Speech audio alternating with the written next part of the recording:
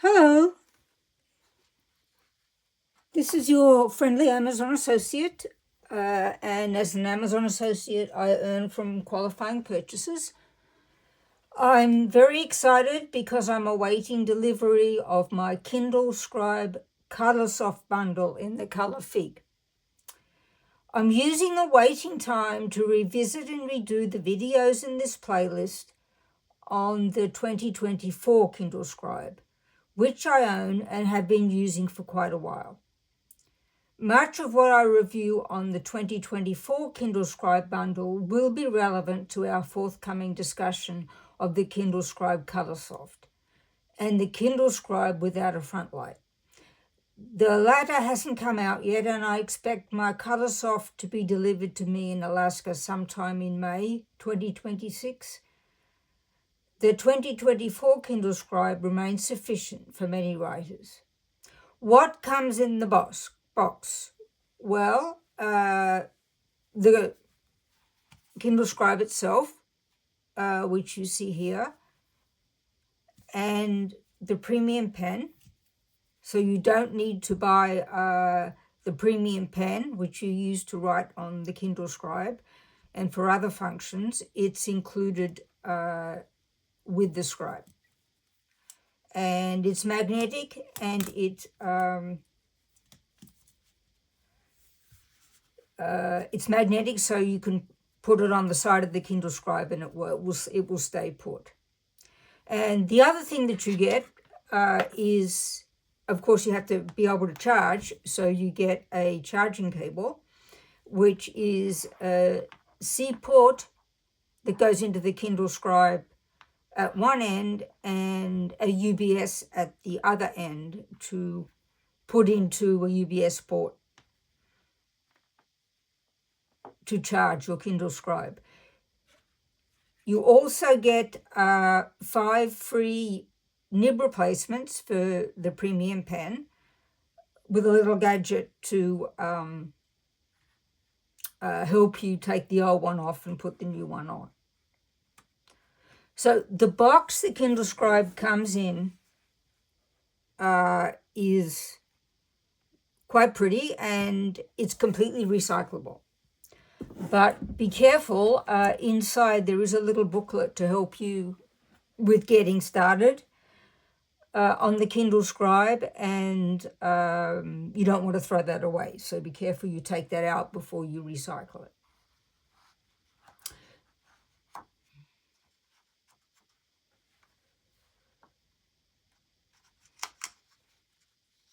Okay, so there's no big deal in unboxing it and setting it up. It's really very easy.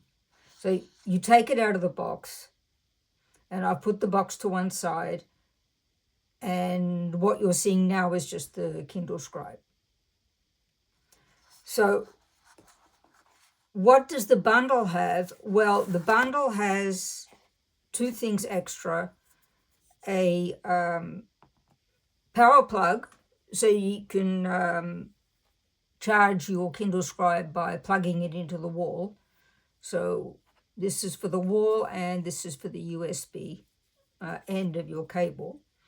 And I like to be able to do that because there are many more plugs in the world than USB ports, at least in my house.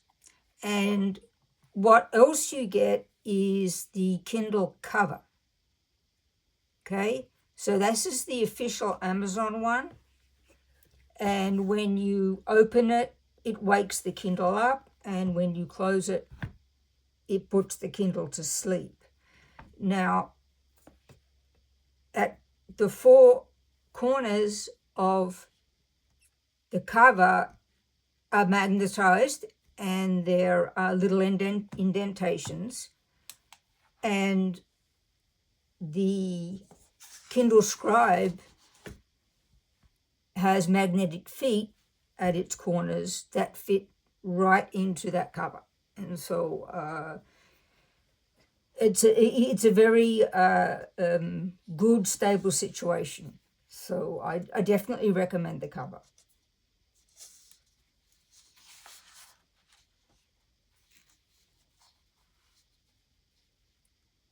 Now, a word about screen protectors.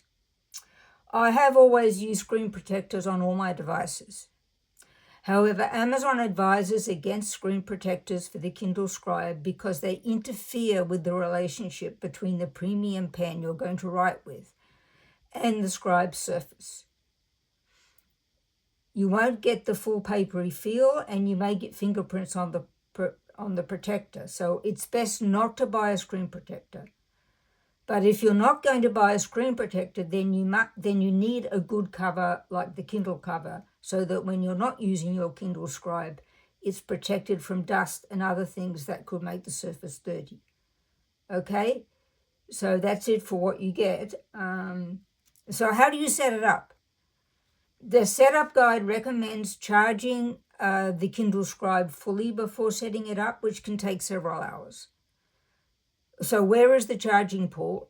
Well, the charging port, there's only one hole on the perimeter of the Kindle Scribe, and so it's on the right, and you can feel it there. That's the port for putting in your charging cable and charging. So just below this little hole is the on-off switch. Okay. So I was lucky because my battery level was already quite high. So when I plugged it in, it just began setting itself up. I can't show you that because I've been using it for some time, and so it's no longer a new device, but I can talk about it. So why was my setup so quick? First of all, the very first thing it asks for is your Wi-Fi password. So you can connect the Scribe to your Wi-Fi at home, at work, or wherever you're using the Scribe. Then it asks you what language you want. I chose English. Then it asks, do you want a passcode? So what you see on the screen here is a little square where I can enter my passcode, because I opted for the passcode for privacy reasons, especially for my notebooks.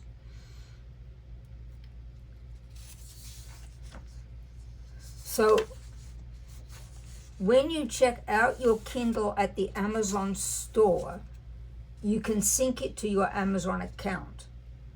In fact, they tick that option by default, so don't untick it. That's the option I chose and strongly recommend.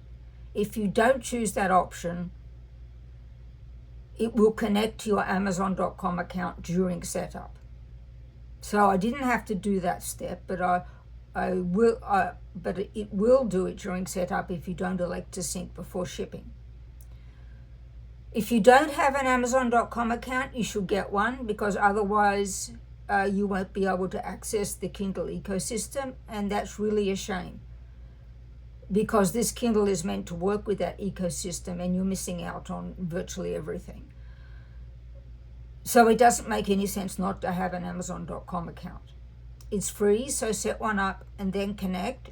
And I would actually go a step further and sign up for Amazon Prime, as I've said elsewhere, because you get lots of good deals. At checkout, it will also ask if you want to enroll in Kindle Unlimited.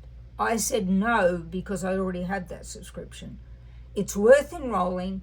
Kindle Unlimited has a vast number of Kindle books you can borrow for free.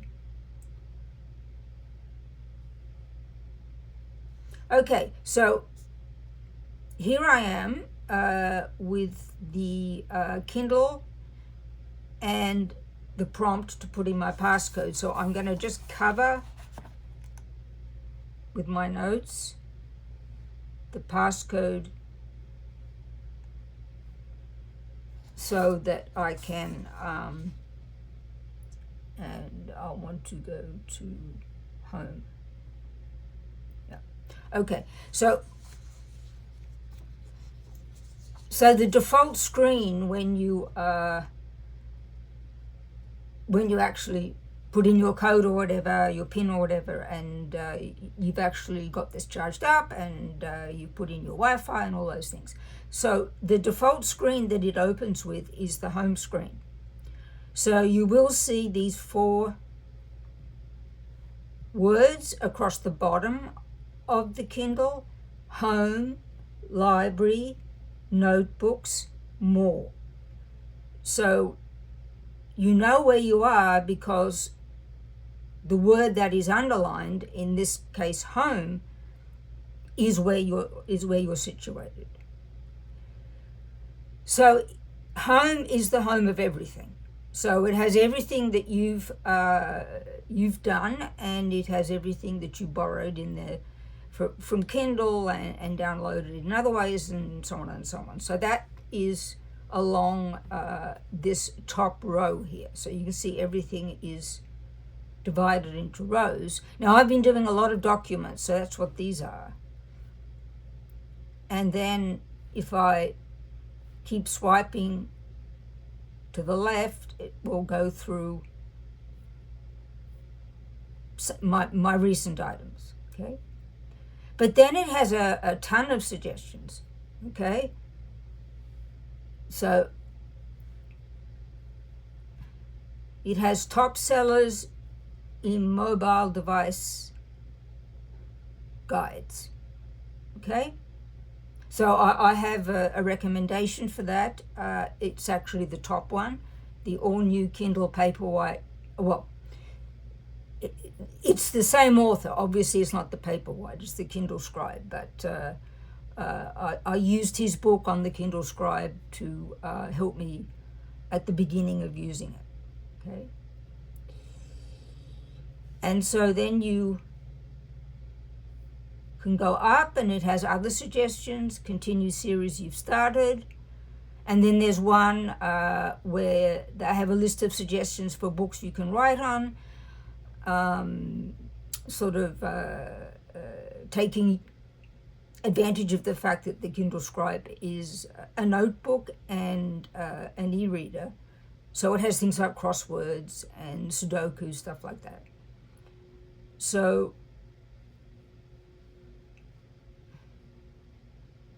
the next one is Kindle Unlimited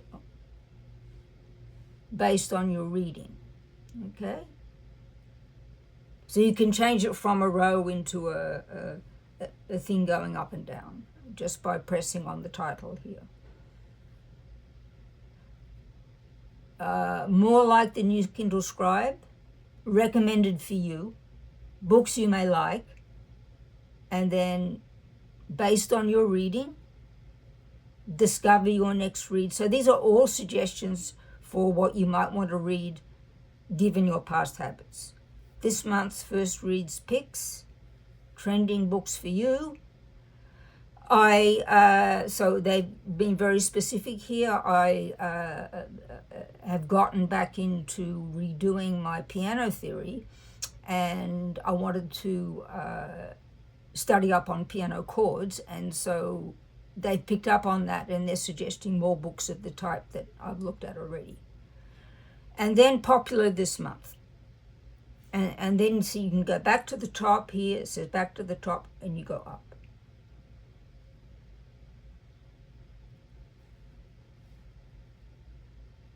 Okay, and you see your recent items is again at the top. Okay, so yeah, there's a lot in there. And this is your home mode. Now, if you go along one to the right to library, what you're going to find there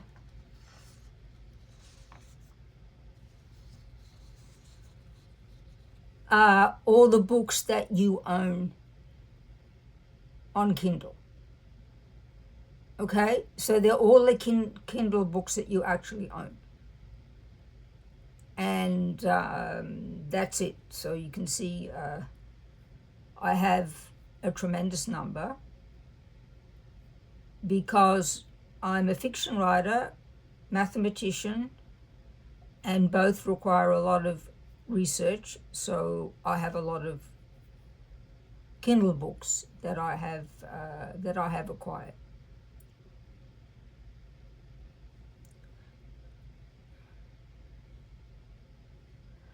So the next one along is notebooks.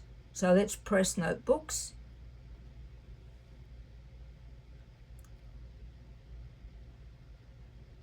And I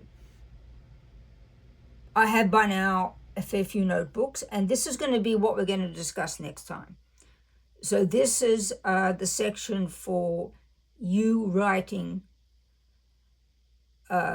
whatever you want to write, whatever you're working on, and then sharing it with yourself in the sense that it will reformat your notes to text or PDF, or sharing it with someone else. So it's great for collaborations.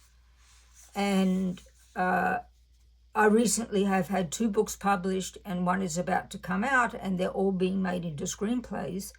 And this notebook section is ideal for collaborating with my screenwriter. So we're going to say a lot about that next time. That's basically what the next video will, in the series, will discuss. Okay? So let me just say that you see this plus sign up the top. You're going to have 2 options: create a notebook or create a folder of notebooks. And there are 18 templates. So we'll go through that next time for you to choose from. So it's very versatile. Okay, so let's go over to more. That's the next one on the right. And I want to talk about 2 things here. The web browser.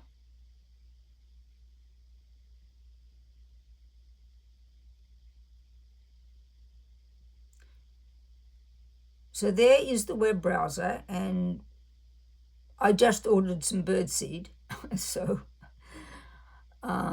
that's what it's showing. But there is, in the information on the Kindle, on the device, it does say that this is not suitable for, oh, here it is, it says it here. About the browser. This browser has limited memory and is intended for use with simple websites. Sites without animation or other complex features may load poorly or not at all. Okay?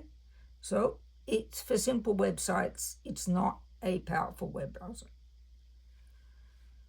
So the other thing I want to underline in this video is that what do you do if you need help with the device? Well, you go to settings and then you go all the way down to help. Okay? And it gives you an incredible amount of information, the most impressive being its own user guide. So it's loading now. Okay? So it has a complete user guide on the Kindle Scribe.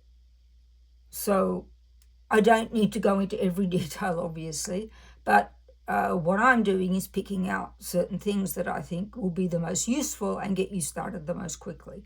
But it is there.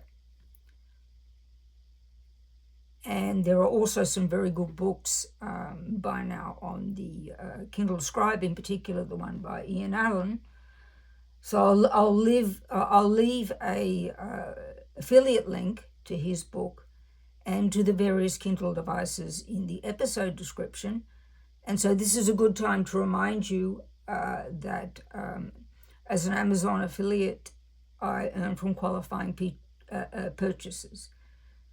The commissions are small, so it's a little bit like buy me a cup of coffee, okay? But still, it's... And another thing, please subscribe, like, and comment on my videos. Now, I'm a little bit irregular on the production of my videos, and if you subscribe, you'll be notified when a new one is posted. I try to do them regularly, but that doesn't always work out. So look, it's been fun to share these first steps of the Kindle Scribe with you. And when we come back next time, we'll talk about notebooks. And in particular, the Premium Pen toolbar.